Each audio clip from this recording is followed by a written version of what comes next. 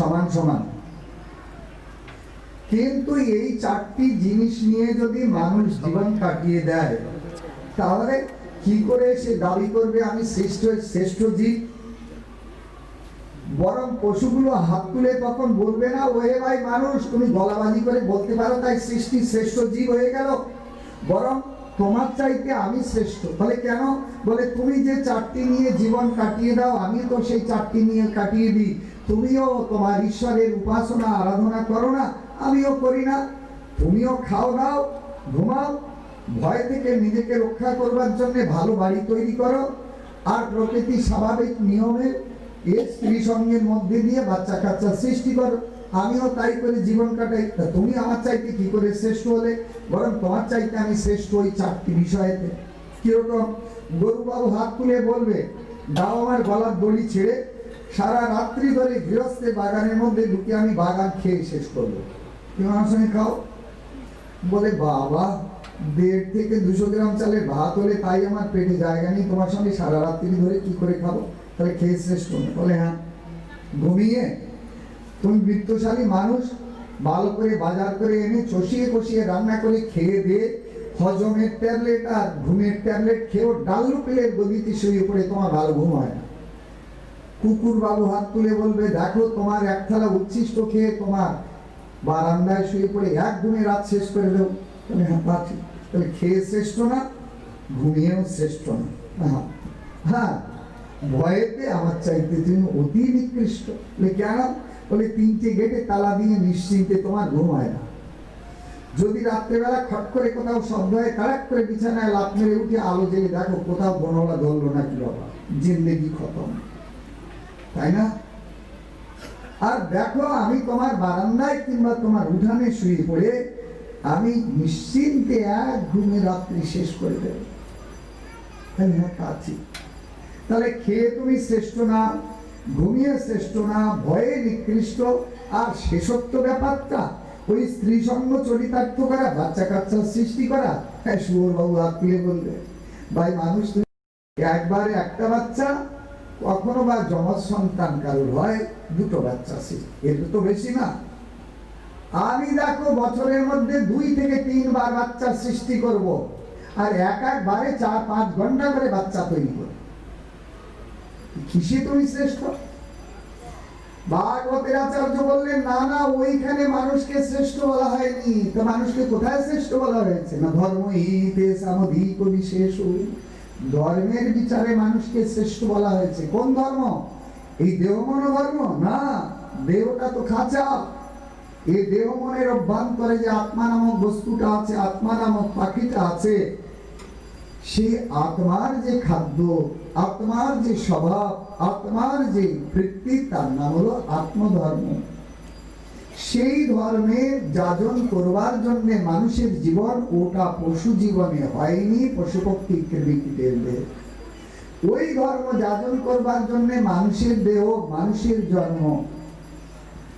সুতরাং সেই আত্মধর্মহীন মানুষের জীবন পশু জীবনের সামিল। এই জন্য আমাদের ভক্তির আচার্য কীর্তন করেছেন, ওরে মানুষ আকার হইলে কি হয়, করহ ভূতেরও কাম, নইলে বদনে কেন না বলহ শ্রীকৃষ্ণ গোবিন্দ নাম। পাখিরে যে নাম লইলে লয়, সারি সুখ আদি কত, তাতে যে তুমি আলস্য করহ, সে হয় কেমন মতো। দিবস যামিনী আবল তাবল পাঁচালো করিতে পারো, তাহারও ভিতরে কখনো কি তুমি গোবিন্দ বলিতে নারো। এই গোবিন্দ নাম বলার জন্য মানুষের জীবন, গোবিন্দ নাম বলার জন্য মানুষের ধর্ম, এটাই হলো মনুষ্য জীবনের শ্রেষ্ঠ কর্তব্য কর্ম। সুতরাং মানুষের আকৃতিটা লাভ হয়, কিন্তু মানুষের জীবন শুরু হয় না। রসিক আচার্য এখানে আরো বর্ণনা দিয়ে বলে দিয়েছেন। কি বর্ণনা দিয়েছেন? যে দেখুন, ওই গরুর প্রতি গরুর বাচ্চা হয়, জানেন তো? হ্যাঁ, তা হয়। ছাগলের পেটে ছাগলের বাচ্চা হয়, কুকুরের পেটে কুকুরের বাচ্চা হয়, কিন্তু মানুষের পেটে মানুষের বাচ্চা হয়। কেন? না, মানুষের পেটে মানুষের বাচ্চা হয়। সে কি? বলে হ্যাঁ, প্রমাণ তো আপনারাই। মানে এই ছুটির দিন আমাদের মহারাজ এসেছেন ঢাকা মঠে। মহারাজকে প্রণাম করতে গেছেন শাশুড়ি বৌমাকে নিয়ে, সঙ্গে নাতিটা আছে, বুঝতে পারছেন? এখন শাশুড়ি গিয়ে প্রণাম করেছে, বৌমাকে বলেছেন বৌমা গুরুদেবের প্রণাম করো। প্রণাম করে বৌমা মনুরে লইয়া আসো, প্রণাম করাও। তা মনুরে প্রণাম করাতে গেলে মনু তো ছুটোছুটি করে বেড়াচ্ছে, মানে নাতিটা ছুটোছুটি করে বেড়াচ্ছে, ও তো কথা শোনে না, কিছুতেই প্রণাম করবে না। তখন শাশুড়ির ভীষণ রাগ হয়ে যাচ্ছে। শাশুড়ি রেগে তখন বৌমাকে বলছে, ওরে গেটটি দইরা প্রণাম কর, ওরে গেটটি দইরা প্রণাম কর। তা গেটটি দইরা তো প্রণাম কর। গুরুদেবের কাছে প্রার্থনা জানাচ্ছে, গুরুদেব আমার নাতিটার একটু আশীর্বাদ করেন। বৌমা গুরুদেব আমার পোলাটারে একটু আশীর্বাদ করেন। কি আশীর্বাদ করবো মা? না আশীর্বাদ করবো যেন আমার পোলাটা মানুষ হয়। কেন মানুষ হয়নি? ইয়ে মানুষের আকৃতি লাভ হয়, কিন্তু মানুষের জীবন শুরু হয় না। কবে শুরু হবে? এমন জনমে হরি না ভজি, এমন জনমে হরি না ভজি, সে তুই মানুষ তবে এমন কি লাগি আইলি ভবে, এমন কি লাগি আইলি ভবে। এমন জনমে হরি না ভজি, আমার মন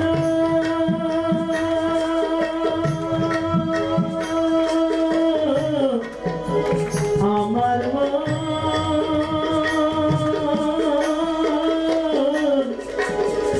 এমন জনমে হরি না ভজি, এমন জনমে হরি না ভজি, সে তুই মানুষ কবে এমন কি লাগি আইলি হবে।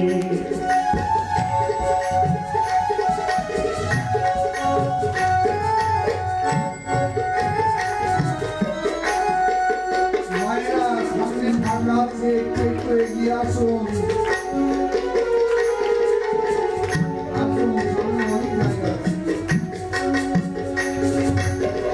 মানুষ আকার হইলে কি হয়, বলহ ভূতের কাম।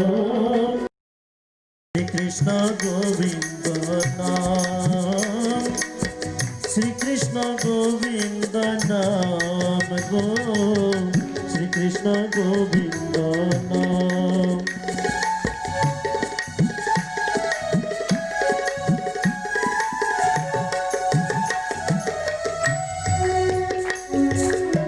পাখিরে যে নাম লইলে নয়, সারি সুখ আদি কত।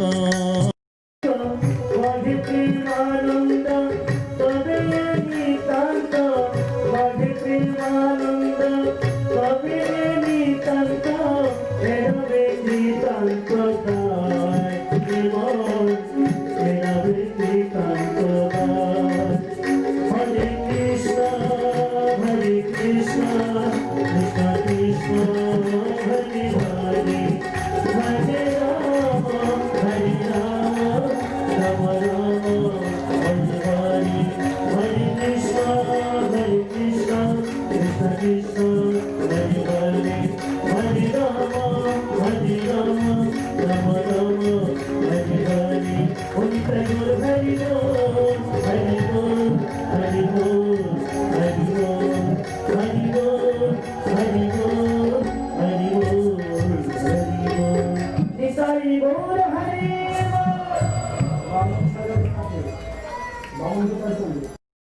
তখন হিরণ্যকশিপুকে এই কথা বললেন, তৎ সাধুগণ্যে সুরবর্জ দেনম হিত্বাত্মপাতং দেবন্দ কোপং বনন্দত ধরিমাশ্রয়। হিরণ্যকশিপু অত্যন্ত ক্রোধিত হয়ে বলতে লাগলেন, রে রে দুষ্ট, এই কথা তোমাকে কে শিক্ষা দিয়েছে? একটুখানি ছেলে বড্ড বেশি বুঝে গেছো না? যদি সবাই সংসার পরিত্যাগ করে বনে গিয়ে হরিণ উপাসনা করবে, তাহলে কোটি কোটি লোক সংসারে পড়ে আছে কেন? এরা কেন বনে যায় না? প্রহ্লাদ বললেন, পিতা বনে যাবে কি করে? বনে যেতে গেলে মনটাকে তো একটু শান্ত করতে হয়। কিন্তু এরা সদা সমুদ্বিগ্ন ধ্যান, উদ্বিগ্ন চিত্ত, সকাল থেকে সন্ধ্যে পর্যন্ত কি পাবো, কোথায় পাবো, কার মাথায় হাত বুলিয়ে কত পথে বোঝায়। এদের চিত্তটা তো এই অসৎ বস্তুতে উদ্বিগ্ন। এরা কি করে বনে যাবে? আরে বনে গিয়ে হরির চরণে মনটা নিবিষ্ট করতে হলে মনটাকে তো শান্ত করতে হয়। এরা তো অশান্ত চিত্ত। রে মূর্খ, হে গুরুপুত্ররায়, শত্রু মানুষের অনেক রকম আছে। তোমরা আমার পরম শত্রু। আমার ছেলেকে এই রকম আমার শত্রু পক্ষের গুণ কীর্তন করতে শিখিয়ে আমার শত্রু করে দিয়েছ। জানো এর পরিণাম কি? মৃত্যুদণ্ড। মহারাজ, এই কথা তো আমরা শেখাইনি। মহারাজ, এই পুত্র কোথা থেকে শিখলো? কে শিখিয়েছে? রে দুষ্ট, সত্যি কথা বল, কে শিখিয়েছে? মহারাজ, আপনার ছেলেটা ভালো, আমাদের কাছে দেন, কে শিখিয়েছে আমরাই একে জিজ্ঞাসা করে নেব। তখন খুব ভালো করে গায়ে মাথায় হাত বুলিয়ে প্রহ্লাদকে নিয়ে যাচ্ছে। বাবা প্রহ্লাদ, আমরা তোমার পিতৃ সদৃশ্য গুরুদেব, মিথ্যা কথা আমাদের সঙ্গে বলো না, সত্যি কথা বলো। প্রহ্লাদ, বৎস প্রহ্লাদ, হে প্রহ্লাদ, তুমি অত্যন্ত ভদ্র। বৎস প্রহ্লাদ, সত্যম কথায় মা মৃষা, মিথ্যা বলো না। আমরা গুরুদেবের কাছে মিথ্যা বলতে না। মা মৃষা বালানুতি কুতস্তুভ্যং এসো বুদ্ধি বিপর্যয়। বাবা, আমাদের পাঠশালাতে এত ছেলেরা পড়াশোনা করে, কারুর মাথায় তো এই দুর্বুদ্ধিটা চাপেনি যে হরিভজন করতে হবে। তোমার মাথায় এই দুর্বুদ্ধিটা কি করে চাপলো বাবা, এই হরির উপাসনা করতে হবে? কে শিখিয়েছে বাবা? সত্যি কথা বলো তো, আমরা তো তোমাকে শেখাই। প্রহ্লাদ তখন ভগবানকে প্রণাম করে হাসছেন, হে প্রভু, দেখো দেখো, তোমার চরণ কমলের আরাধনা করা নাকি এ জগতে দুর্বুদ্ধির পরিচয়। প্রভু, এদের কাছে তাহলে সুবুদ্ধি কোনটা? তোমাকে বিদ্বেষ করা, বিশ্ব পিতার দিকে তাকিয়ে নিরন্তর অসূয়া প্রকাশ করা, এটাই জগতে সুবুদ্ধি। হে প্রভু, তোমার মায়া শক্তির কি প্রভাব? তোমার মায়া শক্তির দ্বারা এদের বুদ্ধিটা প্রভাবিত হওয়ার দরুন এরা তোমার হরিচরণ কমলের উপাসনাকে দুর্বুদ্ধির পরিচয় বলছে। হায় হে বিশ্বপিতা, তোমার অপার কি মায়া চক্র।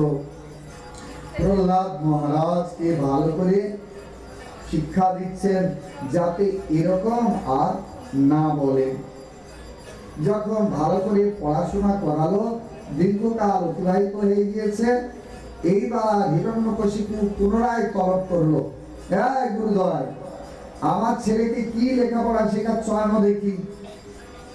এখন তলব যখন করেছে, ভালো করে ছন্দ মর্ক সাম দাম দণ্ড ভেদ নীতি শিক্ষা দিয়ে নিয়ে গেছে। নিয়ে গিয়ে নেন মহারাজ, আপনি পুত্রকে জিজ্ঞাসা করুন। এখন হিরণ্যকশিপু মনে মনে ভাবছে, আগেটাও শিখিয়ে দিয়েছিল, ও আর বলবে না, এবার তো দেখ ভুলে ভুলে গেছে। খুব কোলে বসিয়ে আদর করে তখন বলছে, বাবা প্রহ্লাদ, বলো, অনেক দিন তো তুমি গুরুগৃহে লেখাপড়া শিখলে, বল বল, তোমার শিক্ষিত বিষয়ের মধ্যে উত্তম কি বিদ্যা তুমি লাভ করেছ, তাই বলো। প্রহ্লাদান উচ্চতাং তাতো সদীতং কিঞ্চিদুত্তমম কালে নৈতাবতায়ুষ্মান যদশিক্ষক গুরুর ভবান। বাবা প্রহ্লাদ, গুরু গৃহে তো অনেকদিন লেখাপড়া শিখলে, শোনাও তোমার অধীত বিদ্যার মধ্যে যেটা উত্তম বিদ্যা, তুমি মনে করো, তুমি একটুখানি শোনা, একটুখানি বললেই আমি বুঝতে পারবো। আর যেমন প্রশ্ন করেছে তেমন তো তার উত্তর হবে। কি প্রশ্ন করেছেন? তোমার অধীত বিদ্যার মধ্যে যেটা উত্তম বিদ্যা তাই শোনা। প্রশ্ন করেননি ওই তোমার গুরুদয় ছন্দমর্ক যা শিখিয়েছে তার মধ্যে যেটা উত্তম সেটা শোনা। তা যদি বলতেন তাহলে সেরকম গুরুদয়ের শিক্ষিত বিষয়ে উত্তর দিতেন। কিন্তু বলেছেন কি না, তোমার অধীত বিদ্যার মধ্যে যেটা উত্তম বিদ্যা সেইটা একটু শোনাও। এখন বিদ্যা বলতে জগতে কিন্তু দুটো। আর যারা কৃষ্ণ ভক্ত, গুরুমুখে যারা সেই বিদ্যা অধ্যয়ন করেছেন, তারা জানেন জড় জগতের অ থেকে ক্ষীয় পর্যন্ত যে শিক্ষার রাজ্য, তার নাম হলো অক্ষজ বিদ্যা। অ থেকে ক্ষীয় পর্যন্ত যে জ্ঞানের পরিধি, তার নাম হলো অক্ষজ বিদ্যা। কিন্তু ওই বিদ্যা যেখানে শেষ হয়েছে, সেইখান থেকে শুরু হয়েছে অদক্ষজ জ্ঞানের রাজ্য, যার অপর নাম হলো পরাবিদ্যা। পরা শব্দের অর্থ শ্রেষ্ঠ বিদ্যা। ওই শ্রেষ্ঠ বিদ্যা সেটা কি? এই শ্রেষ্ঠ বিদ্যা হলো ভক্তি। কোথায় বলা আছে এটা? মহাপ্রভুর সঙ্গে রায় রামানন্দের কথোপকথন হয়েছে গোদাবরী তীরে। ওইখানে মহাপ্রভু রায় রামানন্দকে জিজ্ঞাসা করেছেন, বিদ্যার মধ্যে জীবের কোন বিদ্যা সার? রায় কহে, কৃষ্ণ ভক্তি বিনা জীবের বিদ্যা নাহিয়া। সেই কৃষ্ণ ভক্তিরূপ পরাবিদ্যা প্রহ্লাদ মহারাজ মাতৃগর্ভে বসে শতবৎসর ধরে দেবর্ষি নারদের মতো গুরুর মুখে এই বিদ্যা অর্জন করেছেন। এখন এই বিদ্যা যখন শিখে বসে আছেন, সেটাই উত্তম বিদ্যা।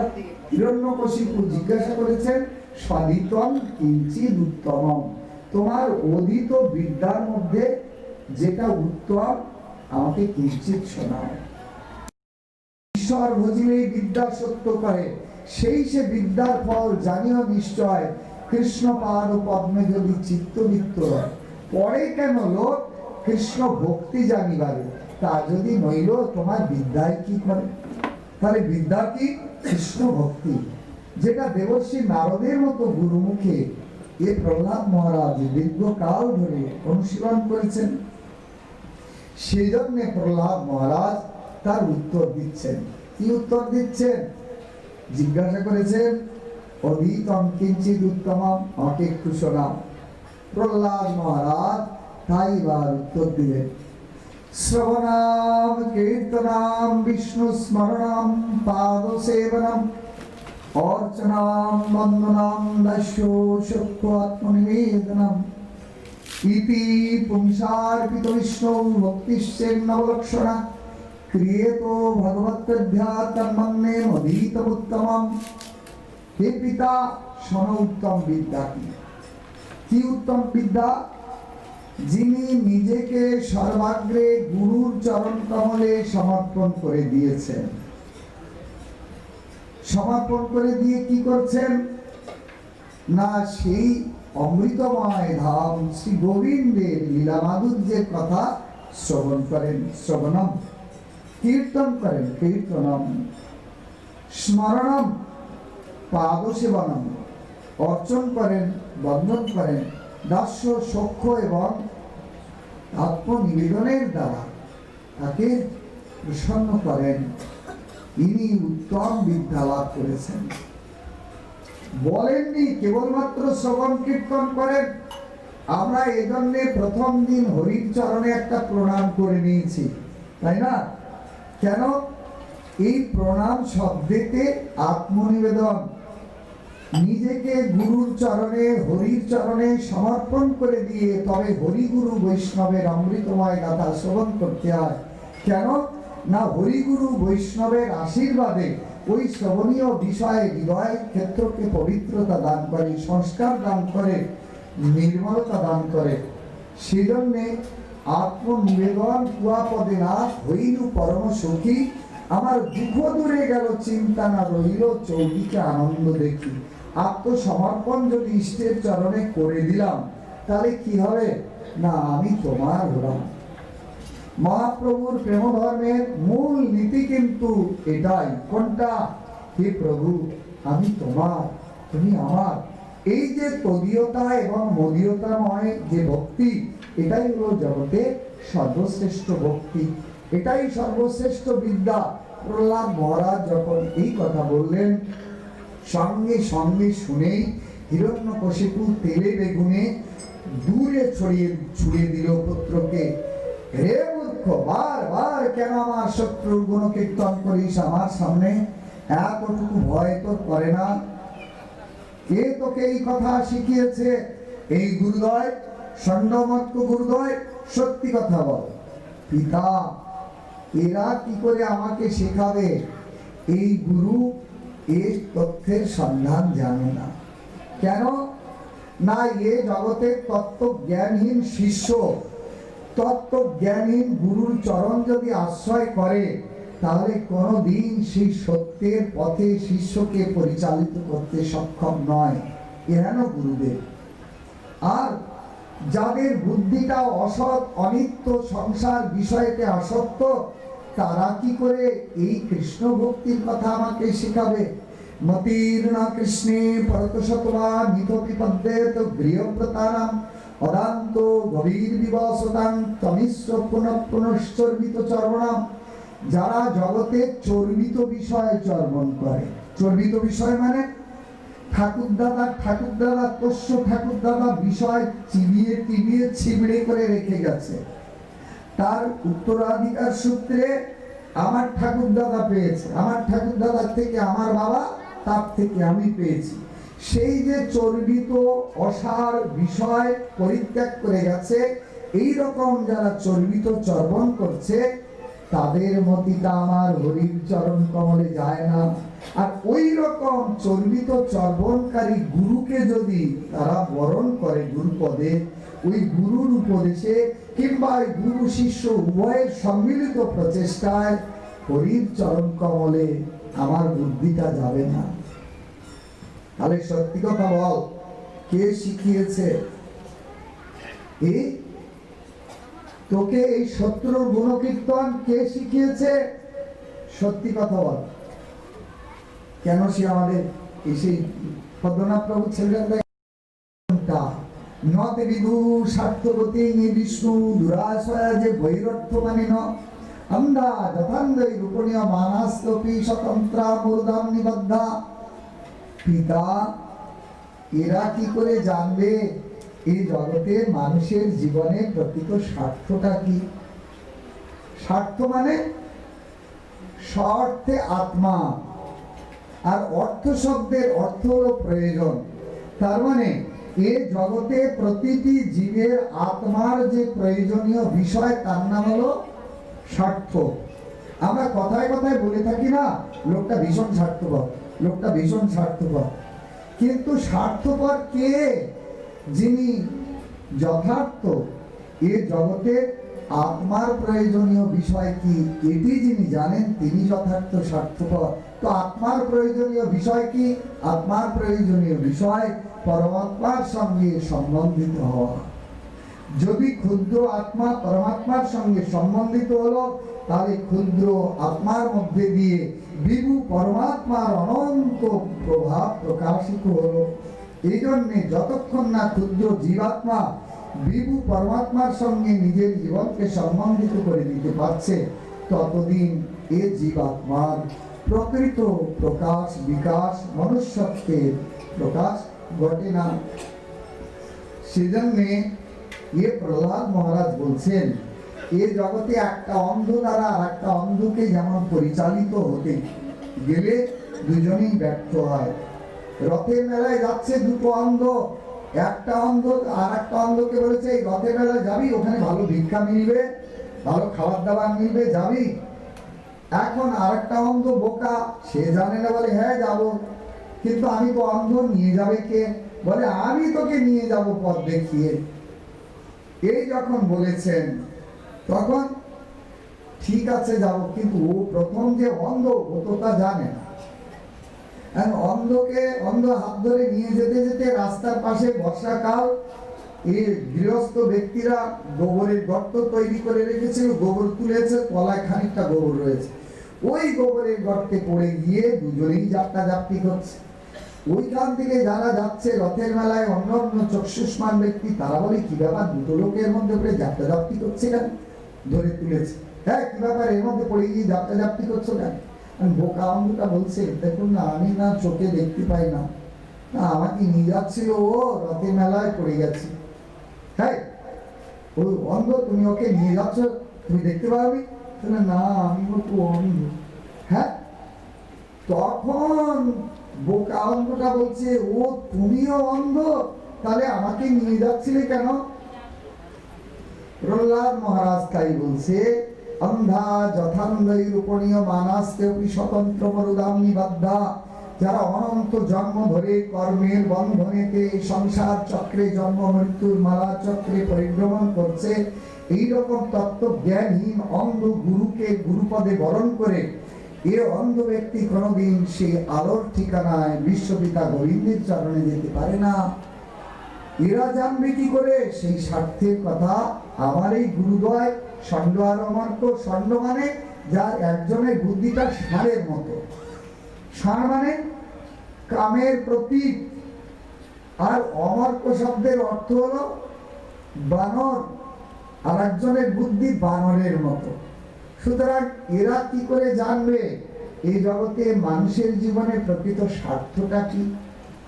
স্বার্থ হলো এই, প্রত্যেকটি জীবের একমাত্র স্বার্থ বা আত্মার প্রয়োজনীয় বিষয় হলো পরমাত্মার পূর্ণ অংশী গোবিন্দের চরণ কমলের সঙ্গে নিজের জীবনকে সম্বন্ধিত করা, তবেই তিনি স্বার্থ সম্পর্কে জানেন।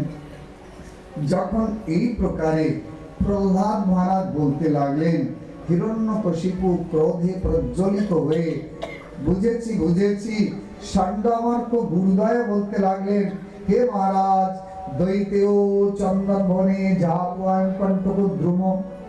দেখুন, প্রকৃতপক্ষে এই প্রহ্লাদ চরিত্র বলতে গেলে 5 ঘন্টা টাইম লাগে, খুব কম করে, আর একটু ভালো করে বিশ্লেষণ করে বলতে গেলে কীর্তন করি। ভাই, ওর থেকে জীবনে কিছু সুখ স্বাচ্ছন্দ্য লাভ হবে? প্রহ্লাদ মহারাজ বললেন, ভাই শোনো, যে লগ্নেতে জীব মাতৃগর্ভেতে জন্ম নেয়, সেই লগ্নেতেই তার জীবনে 5টা জিনিস ফিক্সড হয়ে যায়। প্রথম কি? আয়ু, দ্বিতীয় কর্ম, তৃতীয় বিদ্যা, চতুর্থ ধন, পঞ্চম মৃত্যু। এর বাইরে আর আমাদের কি আছে? আয়ু কর্ম চ বিদ্যান চ বিদ্যানি ধর্মেব চ পঞ্চৈতানপি সৃজন্তে গর্ভস্থৈব দেহিন। দেহধারী জীব মাতৃগর্ভে পিতৃশক্তিকে আশ্রয় করার সাথে সাথে এ 5টি জিনিস তার জীবনে ফিক্সড হয়ে গেল। কিন্তু এর মধ্যে বিচার করে দেখুন, কৃষ্ণ ভক্তি সম্পত্তিটা নাই, ওটা না, ওটা বাদ দিয়ে নিজ কৃতকর্ম ফলেতে এ 5টা জিনিস প্রতিটি জীবের জীবনে ফিক্সড হয়ে আছে। সেই জন্য ভাই, জগতের সুখের দিকে তাকিয়ে সময় নষ্ট করো না, এ দেবদুর্লভ মনুষ্য জন্মের সময়। কেন?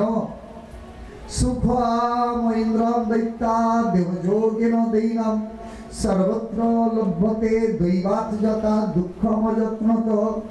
হে অসুর ভাই সব, শোনো শোনো, সুখের পেছনে ছুটে এই দেবদুর্লভ মনুষ্য জন্মটা নষ্ট করো না। কেন জানো? এই জগতে সবাই তো সুখ চায়, কেউ দুঃখ চাই আমরা? 24 ঘন্টার মধ্যে 5 ঘন্টা দুঃখ, বলে না না, তাহলে অন্তত 2 ঘন্টা দুঃখ ভোগ করো, বলে না কখনো না। 1 ঘন্টা, বলে একদম না। আনন্দময় ধাম গোবিন্দের চরণ থেকে এসেছি, আনন্দেই থাকতে চাই, দুঃখ পেতে চাই না। দুঃখ না চাইলে তো দুঃখ এসে উপস্থিত হয়। কেউ দুঃখ চাই না, কিন্তু দুঃখটা তো ঘাড়ে এসে চাপে না চাইতে। তেমনি ভাই সব, সুখ তোমাকে চাইতে হবে না। কপালে যদি সুখ থাকে না, না চাইতে যেমন দুঃখ না চাইতে ঘাড়ে চাপে, তেমনি না চাইতে সুখ যদি থাকে, কোথায় আছো তুমি, সুখ তোমাকে খুঁজে নেবে। এই জন্যে সুখের পেছনে ছুটো না। যদি প্রমাণ চাও, দেখো না ওই চিড়িয়াখানাগুলোর দিকে। আমাদের আলিপুরে চিড়িয়াখানা আছে পশ্চিম বাংলায়, যার 1 কাঠা জায়গা আপনি যদি 5 কোটি টাকা দেন এখন পাবেন না। আর এমন দামি জায়গাতে বাগান বাড়ির মধ্যে বাস করছে কারা? সব জঙ্গলের জীবজন্তুগুলো, তারা। বলুন তো কেমন সুখ, তাই না? আর সুখের ঘটনা যদি আপনারা দেখতে চান, এ বাংলাতে খুব একটা নজরে পড়ছে না আমার, কিন্তু ও বাংলাতে দেখেছি একটুখানি পয়সা হলেই না, ব্যাস একটা করে লেডি কুত্তা ঘরে নিয়ে হাজির করে। ছোট ছোট কুত্তা, এগুলো খুব প্রভু ভক্ত হয়। বাবু যখন সকালবেলা অফিস যায়, তখন খেকেই করতে করতে দরজা পর্যন্ত এগিয়ে দিয়ে আসে। আবার যখন বাবু 5টার সময় অফিস থেকে ফেরে, উরি বাপ রে বাপ, সে লাফ দিয়ে বেরিয়ে বাবুর গেটের সামনে গিয়ে বাবুর হাতে পায়ে কোলে, বাবু আবার কোলে নিয়ে খুব মুখে মুখে চলে। এদের সুখের বাহার যদি দেখেন, শীতকালে বাবুর সঙ্গে এক লেপের মধ্যে ঘুমায় না, সম্পূর্ণ। বাবু ছেলে মেয়ের সঙ্গে আবার এক টেবিলে চা বিস্কুট কিংবা দুধ বিস্কুট খায়। আবার বাবুর সঙ্গে এসি গাড়িতে ভ্রমণে বেরোয়, বাপ রে বাপ, জানলা দিয়ে মুখ বাড়িয়ে দেখে শহরের লোকজন কেমন আছে। যার এসি গাড়ি নেই, মোটরসাইকেল, ও বাবা, তার ট্রেনিং কি? 2 পা বাবুর পেছনে, সিটের উপরে মোটরসাইকেল, আর 2 পা বাবুর কাঁধে। দেখতে দেখতে চলেছে, কি সুখে আছে ভদ্রলোক। আর আমার হরিকে দেখতে গেলে চোখটা তো একটু ময়লা পরিষ্কার করতে হয়। কেন? এই চোখে আমার বিশ্বপিতাকে দেখা যায় না। নয়ন যার অন্ধ হয়েছে বিষয় ধুলিতে, সে কেমনে পরতত্ত্ব পাইবে দেখিতে। সর্বত্র কৃষ্ণের মূর্তি করে ঝলমল, সেই জন দেখে যার আঁখি নির্মল। পিতা, তুমি কি করে দেখতে পাবে? রে দুষ্ট, সর্বত্র আছে, তাহলে কি স্তম্ভের মধ্যে আছে? কস্মাৎ স্তম্ভে ন দৃশ্যতে, তাহলে আমি এই স্তম্ভেতে কেন দেখতে পাচ্ছি না? আছে তো ভগবান? বলে হ্যাঁ আছে। আমি প্রহ্লাদ হ্যাঁ বলেই মনে মনে চিন্তা করছে, তাই তো আমি তো বলে দিলাম হ্যাঁ আছে। ঠাকুর তুমি আছো তো? প্রহ্লাদ গিয়ে তাই স্তম্ভকে আলিঙ্গন করলেন, ঠাকুর তুমি আছো তো? স্তম্ভ সঙ্গে সঙ্গে অনুরমিত হলো। আর প্রহ্লাদকে পুনরায় হিরণ্যকশিপু বলছে, আছে তোর ভগবান? বলে হ্যাঁ আছে। তবে হিরণ্যকশিপু মহাক্রোশে মহাখড়গ দিয়ে প্রহ্লাদের সামনে স্তম্ভেতে আঘাত করলেন। আর যেই না আঘাত করলেন, ত্রিলোক প্রকম্পিতকারী মহাশব্দেতে এর চারিদিক আচ্ছন্ন হয়ে গেল, ধোঁয়ায় ধোঁয়ায় আচ্ছন্ন হয়ে গেল। হিরণ্যকশিপু মনে মনে ভাবছে, ব্যাপারটা কি? আমি তো খড়গাঘাত করলাম, এরকম বিকট শব্দ তো হওয়ার কথা নয়। আর এই ধোঁয়া বা কোথা থেকে এলো? রণকৌশলী হিরণ্যকশিপু অপেক্ষা করতে লাগলেন, দেখি কি হয়। কিছুক্ষণ পরে ধোঁয়ার মধ্যে থেকে আত্মপ্রকাশ করলো অদ্ভুত এক জীব, যার ঘাড়ের নিচ থেকে নিচে মানুষের দেহ, ঘাড়ের উপর থেকে সিংহের মূর্তি। এই অর্ধ নর অর্ধ সিংহ মূর্তিতে আত্মপ্রকাশ করলেন প্রহ্লাদের আরাধ্য দেবতা ভগবান নৃসিংহদেব। জয় ভগবান নৃসিংহদেব কি জয়। ভগবান নৃসিংহদেব আবির্ভূত হয়ে হুঙ্কার ছাড়লেন, হিরণ্যকশিপু ক্রোধে আরক্ত লোচন, রে বিষ্ণু, আমার ভয়ে তুই অসি ছেড়ে পশু হয়েছিস, কিন্তু আজ তুই আমার হাত থেকে রেহাই পাবি না। আজ আমি ভাতৃহত্যা প্রতিশোধ নিয়ে তোর রক্তে আমি ভাতৃতর্পণ করব। এই না বলে হিরণ্যকশিপু ভয়ঙ্কর খড়গ নিয়ে ভগবান নৃসিংহদেবের সঙ্গে যুদ্ধে প্রবৃত্ত হলেন। ভগবানেরই ইচ্ছা ছিল একটু যুদ্ধ রস আস্বাদন করা। কেন? ভগবানের মধ্যে রয়েছে 12টি রসের সমাহার, তার মধ্যে 5টা গৌণ, 7টা কি বলে 5টা মুখ্য, 7টা গৌণ। 5টা মুখ্য রস আপনারা সকলেই জানেন কি না, শান্ত, দাস্য, সখ্য, বাৎসল্য, মধুর। কিন্তু ওর মধ্যে 7টা গৌণ রস আছে, হাস্য, অদ্ভুত, বীর, করুণ, রৌদ্র, বিভৎস, ভয়। তোর মধ্যে বীর রস আস্বাদন করবার ইচ্ছা হয়েছে, লীলা শক্তি তাই এন বৈকুণ্ঠের দ্বারপালকে পাঠিয়েছেন শত্রুরূপে যুদ্ধের রস আস্বাদন করবার জন্য। তাই মহাযুদ্ধেতে প্রবৃত্ত হলেন এহেন নরসিংহ মূর্তিতে ভগবান শ্রীহরি। দেবতাগণ অন্তরিক্ষ থেকে প্রভাব গুনতে লাগলো, স্তুতি করতে লাগলেন ভগবানের। ভগবান বেশিক্ষণ এই অসুরকে নিয়ে খেলবেন না। সন্ধ্যাকাল সমাগত, রাত্রিকালে আসরিক মায়া প্রবল হলে একে আর সংহার করতে পারবেন না। এই মহাশক্তিশালী এই হিরণ্যকশিপু, এই ভগবান কিন্তু ব্রহ্মার বরগুলোকে ঠিক শর্ত পালন করে অপেক্ষা করছিলেন। কেন? ব্রহ্মা বর দিয়েছেন যে রাতে নয়, দিনে নয়, অস্ত্রে নয়, শস্ত্রে নয়, ব্রহ্মার সৃষ্ট কোনো জীবের হাতে নয়,